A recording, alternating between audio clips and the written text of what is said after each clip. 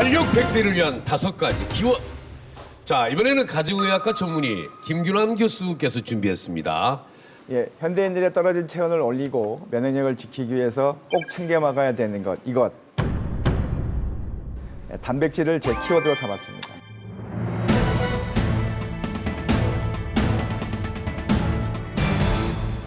네.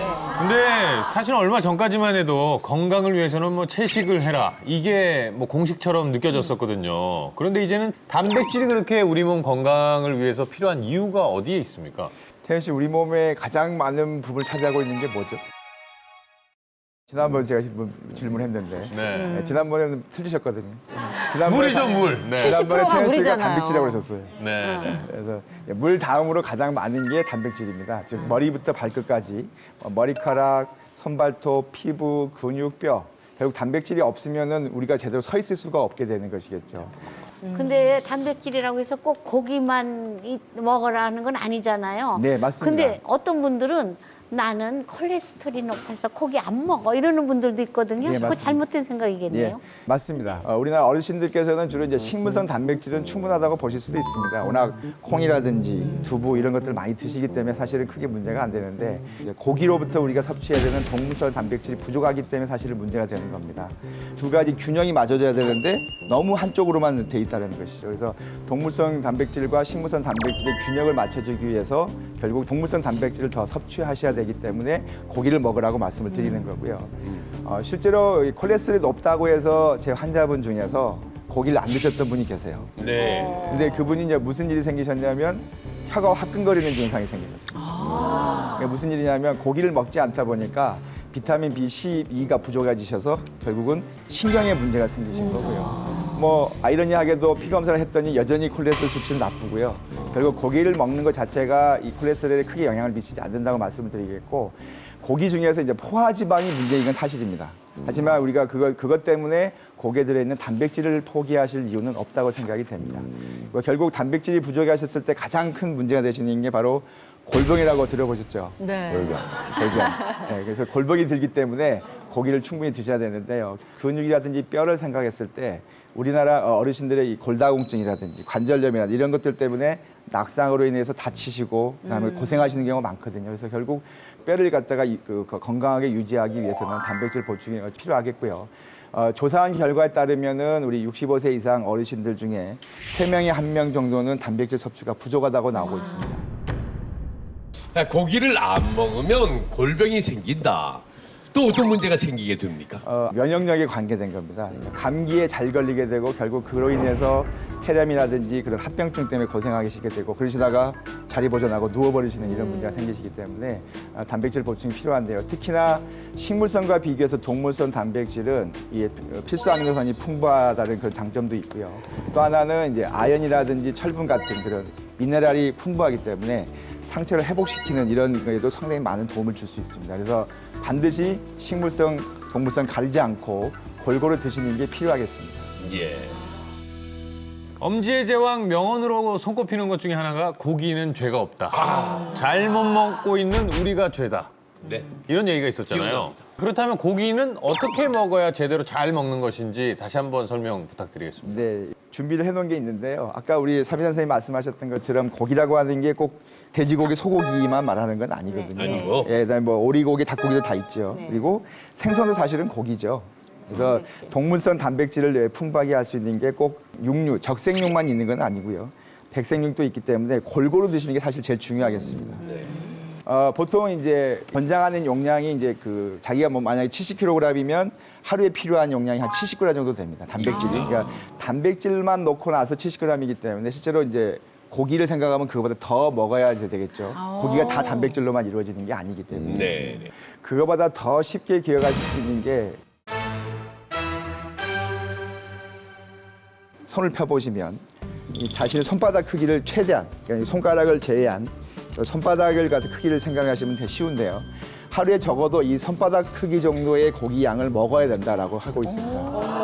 그러니까 이제 소고기 넣고 두께도 손 두께. 그렇죠, 그렇죠. 이 두께도 손 두께 정도로 있어서 그래서 웬만한 이 정도- 스테이크 하나인데요. 그렇죠. 네. 그 정도를 드셔야지 이제 좀 충분하다고 말씀드리는데 이것도 어떤 전제 조건이냐 하면 하루에 내가 밥을 3끼 다 먹으면서 계란 1개도 먹고 우유도 한 잔 먹는다는 걸 계산한 다음에 필요한 게 그 정도입니다. 그래서 꽤 많은 양을 드셔야 되는 단백질이 거고요. 무지하게 부족한 근데 것 같은데. 문제는 이게 이제 고기만 이거 하나만 먹으라고 그러면 사실 저도 사실 좀 먹기가 맛도 없고 좀 질릴 것 가능성이 높기 때문에 골고루 먹는다는 걸 생각하신다 그러면 소고기를 다 먹지 않는다면 절반 정도는 소고기를 먹는다 치면 나머지를 여기 나와 있는 이제 등푸른 생선을 이용해서 생선 한 토막으로 대신하시는 거. 그리고 또 많이들 드시는 두부 같은 걸 한 뭐 6분의 1, 3분의 1 정도 해서 하시게 되면 식물성 단백질, 동물성 단백질이지만 생선에다가 고기에다가 이렇게 골고루 드시는 게 아마도 제일 중요할 거라고 생각이 됩니다.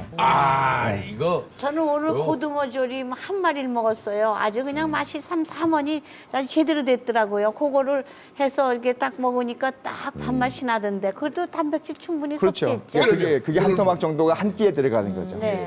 네. 왜 엄마들이 보면 고기는 많이 먹으면은 암이 생긴다 이런 얘기 했는데 네. 정말 그런 건가요? 아니면 엄마가 사주기 싫어서 그런 건가요? 일부는 맞고 일부는 틀립니다. 그래요? 예, 그러니까 이제 고기가 조리하는 방법에서도 문제가 되는 게 뭐냐면 이 직화구이 아시죠? 네.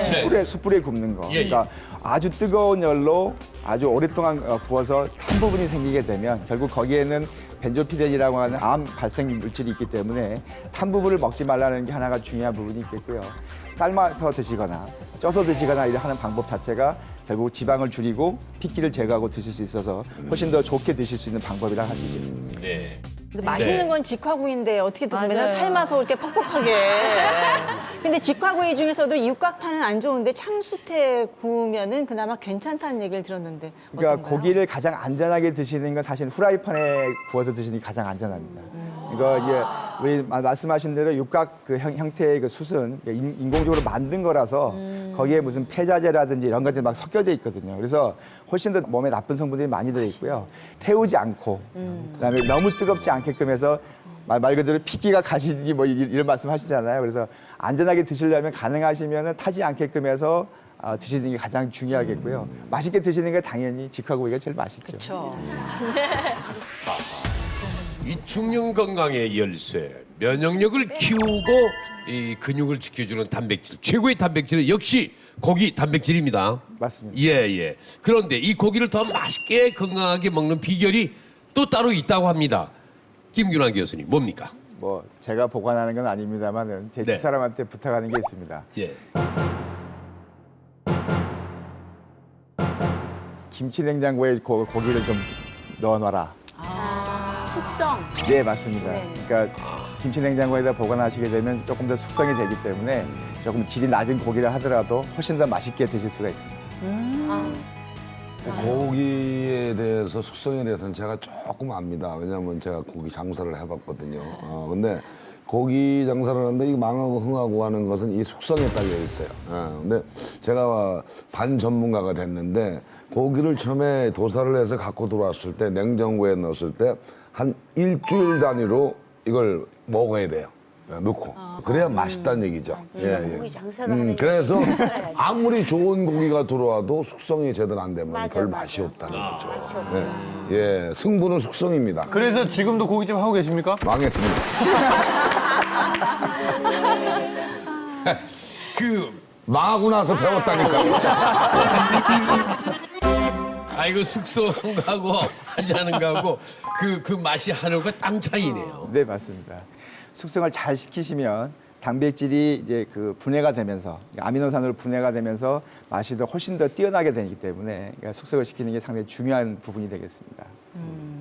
자, 그러면은 똑같은 부위를 하나는 김치 냉장고 숙성을 했고 하나는 그냥 냉장고에 넣어둔 겁니다. 과연 맛 차이가 어떨지 비교를 한번 해보겠습니다. 네.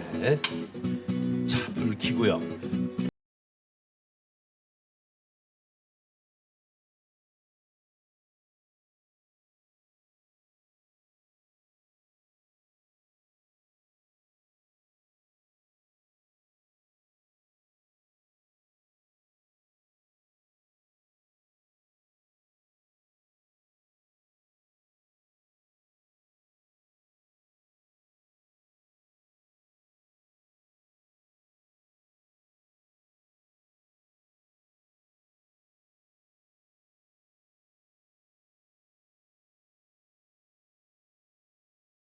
그냥 먹을만 합니다.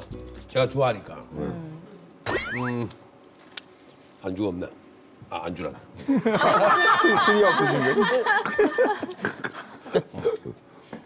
숙성고기를 한번 먹어보겠습니다. 어때요?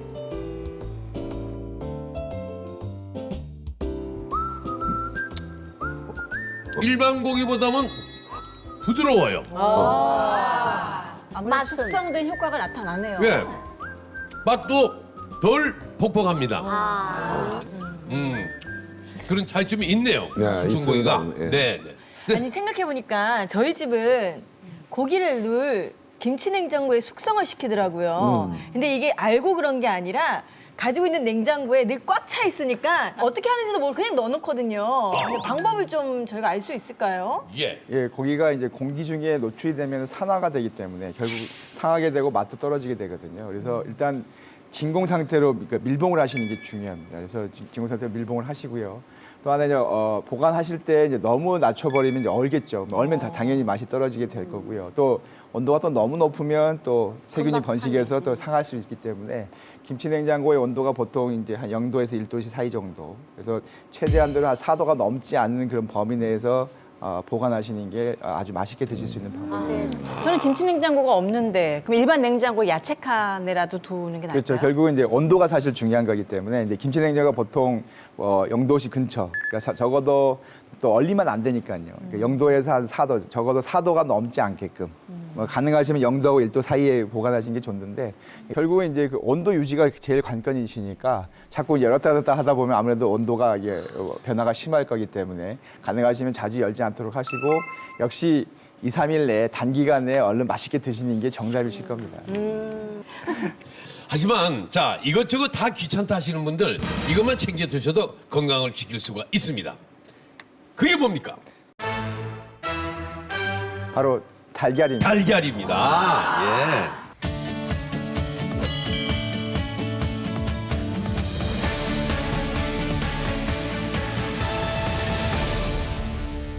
예. 우리가 이제 안전식품의 대표적인 예로 이제 달걀을 말씀을 드리는데요. 역시 이제 담백가라고 하는 그 단백질의 그 질을 평가하는 담백가의 기준이 되는 게 바로 이 달걀. 그러니까 달걀을 100점으로 놓고서 나머지 음식들의 단백질이 몇 점이 되는지 평가하는 건데 보통 이제 뭐 예를 들어서 오징어 같으면 한 86점 정도 됩니다. 그리고 콩이나 이런 식물성 단백질 같은 경우 한 30에서 50 정도 되기 때문에 사실 단백질만 놓고 보면 달걀만한 게 없고요. 또 이제 특히 흰자 부위가 단백질로 이루어져 있어서 필수 아미노산이 골고루 들어있기 때문에 드셔야 되고요. 대개 이제 노른자가 이제 콜레스테롤이 많다고 해서 잘 안 드시는 분도 계시고 그냥 그걸 빼고 그냥 흰자만 드시는 분도 계시는데요. 사실 이것도 잘못된 상식에 속합니다. 그러니까 콜레스테롤이라고 하는 거는 우리 몸에서 기본적으로 간에서 만드시는 게 한 80%입니다. 그러니까 내가 먹냐 안 먹냐고 하는 게 한 20%밖에 되지 않아서 결국 대세를 좌지우지하는 거는 간 건강에 좌지우지하는 것이지 내가 계란을 많이 먹어서 콜레스테롤 올라갔다. 실제로 물어보시면 계란 하루에 한 개도 아마 안 드실 가능성이 높으실 거예요. 많습니다. 그래서 주변에. 하루에 한 개 내지 2개 정도 드시는 거는요 전혀 콜레스테롤 수치에 변동이 없습니다. 그래서 또 하나 놓치시는 게 이제 그 콜레스테롤뿐만 아니라 그 노른자에가 레시틴이라고 하는 아주 우리 뇌 건강에 중요한 그런 성분들이 들어있기 때문에 노년 건강, 특히 치매 예방 그런 차원에서 보시더라도 아주 훌륭한 완전식품이라고 하실 수 있습니다. 익혀 먹는 거하고 생으로 먹는 거하고 차이점이 있나요? 이게 이제 익히는 게 소화의 흡수에 좀 다르게 있겠습니다. 왜냐하면 이제 어르신들이 이제 찐달걀을 먹게 되면 아무래도 소화가 잘 안 되는 부분하고 오래 포만감이 가기 때문에 아마 어렸을 때 소풍 갈 때 아마 찐달걀 많이 싸주시잖아요. 그렇죠. 거기다 사이다 해가지고 같이 먹게끔 하는 이유가 사실은 배가 금방 안 꺼지거든요. 그래서 그러니까 좋게 먹기는 이제 반숙으로 먹는 거라든지 아니면 술안을 이용해서 드시는 게 더 훨씬 편하게 드실 수는 있습니다만은 뭐 어차피 효과에 있어서는 단백질 측면에서 봤을 때는 크게 다르지 않다고 봅니다. 오늘 엄지의 제왕은 150회 특집으로 준비했습니다. 활력백세를 준비하기 위한 5가지 키워드. 5가지도 너무 많다고 생각되시면 딱 하나만 기억하십시오. 시청자 여러분의 활력백세를 위한 단 하나의 키워드. 엄지의 제왕입니다.